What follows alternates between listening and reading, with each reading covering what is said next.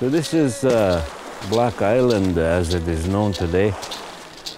Ancient times, the people, the Anishinaabe that lived here, referred to this island as Manitou Minis, the Great Mystery Island.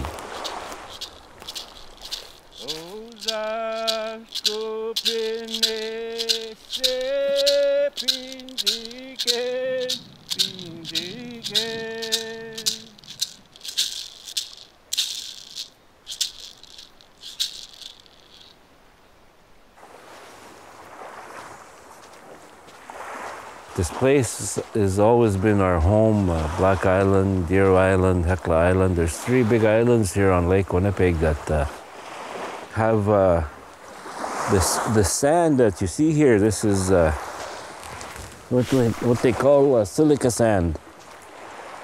Our people tell us that it's not by accident that our people came to live here. They talk about the spiritual significance of the sand, and the elders would tell us that this is the sand in the springtime when the thunder beings come and they activate the healing energy of the sand. This is like a filter to all the waters that we have here on this in this region, the rain, the rivers, the lake, the underground streams.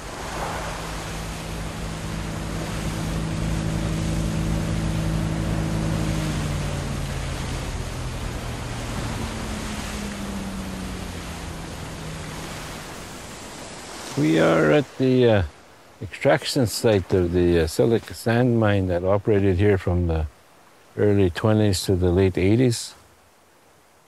And the extraction of the sand is huge. This is a huge area. But this is small compared to what they're proposing on the mainland at next door to Hollow Water, right in their backyard.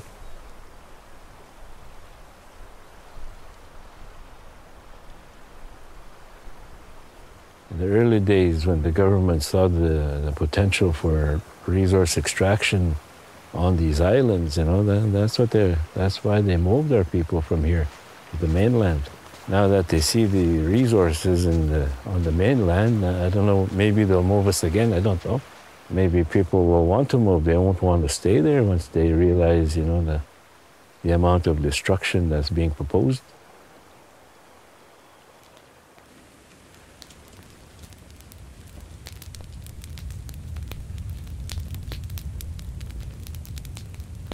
We decided to close this road down, and we didn't want to appear like radicals or anything, so we decided that it should be a spiritual movement. So we all decided that there should be a sacred fire if it's going to be spiritual. So we came here with a teepee.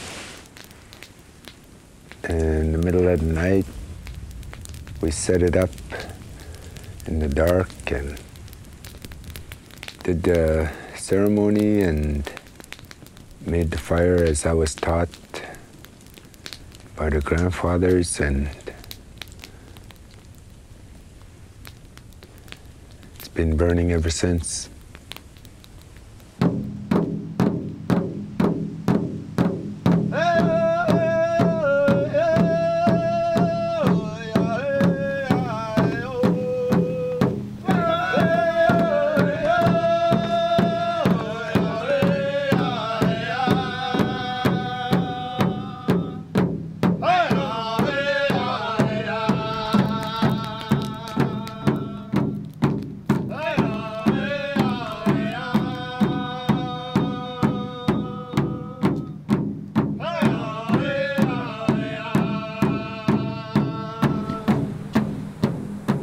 Sweat lodges have been very helpful to especially the firekeepers. They're there most of the time in cold conditions overnight, and especially Kelvin, he's been our main firekeeper. He's been right at the camp right from day one.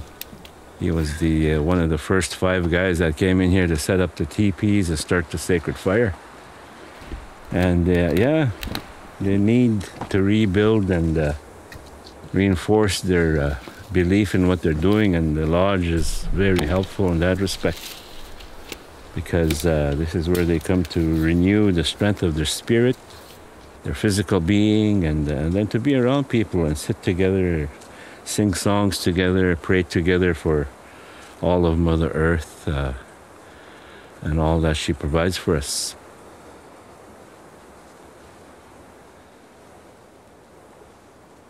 We decided to come as grandmothers. We decided to come and show our support. We're not here for any political reason or whatever. It's for our waters, because every woman has that responsibility to speak for the water. I think a lot of people, especially young people, feel that kind of anxiety. They've even coined a phrase like that eco-anxiety, like you just grew up with that feeling. So coming out here for me felt like action, direct action against, you know, that fear, and that I'm doing something productive and I'm helping.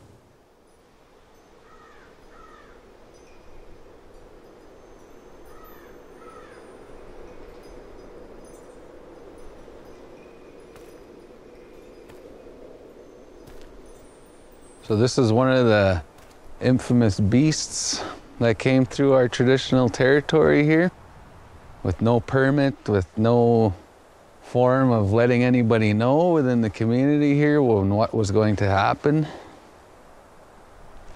I don't know why it's still sitting here, leaking oil all over the place here. When Camp Morningstar was established, we went out there and set that teepee up and lit that sacred fire on an access point that was their main access point to get in here.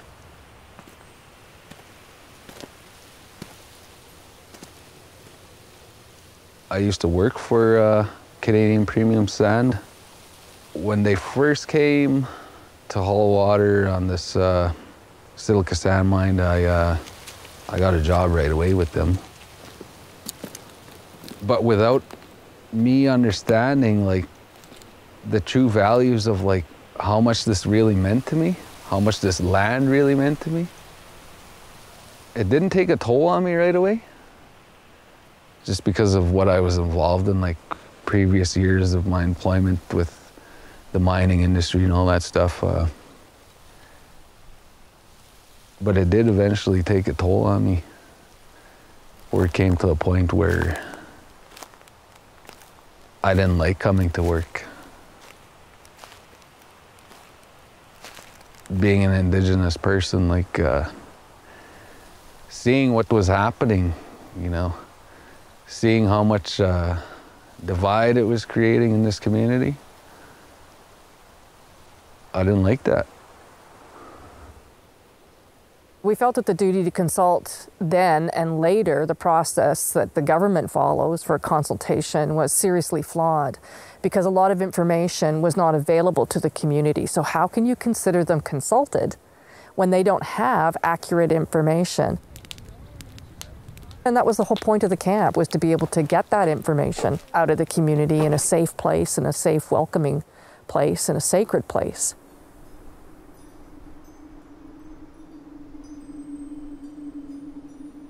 It was only through getting a Freedom of Information request that we found out that the harvesting of this area back here was granted to the chief and council. So it was a community license.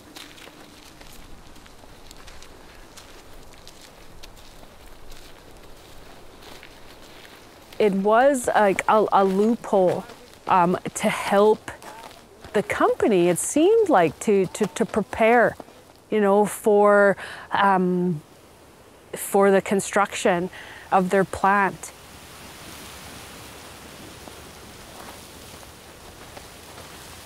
From what we know, the profit margin from this sand deposit could be upwards of $1 billion because originally they had approximated that they would be in business for 20 to 50 years, and that was calculated having trucks being filled up and leaving the community every 15 minutes. And that's like 365 days a year and 24 hours a day. I don't even know how you even begin to calculate such a massive amount of sand. I always think about the future of our those ones that are coming behind us, the grandkids and the ones that are not even born. And my concern is the water. Just to hear them say that they were going to use 150,000 liters a day just to clean up this sand. That's a lot of water. And so I was concerned for my community and all the communities that actually live on the lake. When we went for our walk, I could identify dozens of medicines, the trees that serve us, for medicines. And if you look closer to the ground, you have the bearberry, you have the Labrador tea. I seen strawberry plants, I seen blueberry plants. Those are all our medicines. So if this land is turned into a frack mine, we're gonna lose all those precious medicines that we need for our own healing.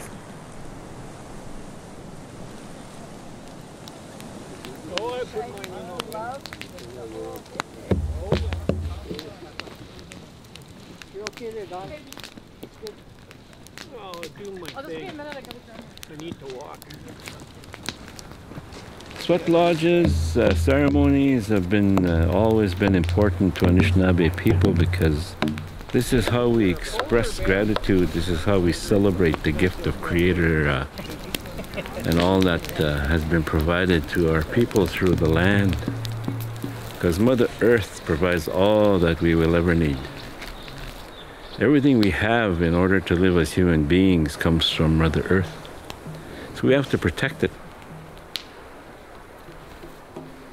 That is who we are as people. We are the land. A lot of people take that for granted. And it's ceremony like this that grounds us and helps us realize, the important, the precious gift that we get from Mother Earth.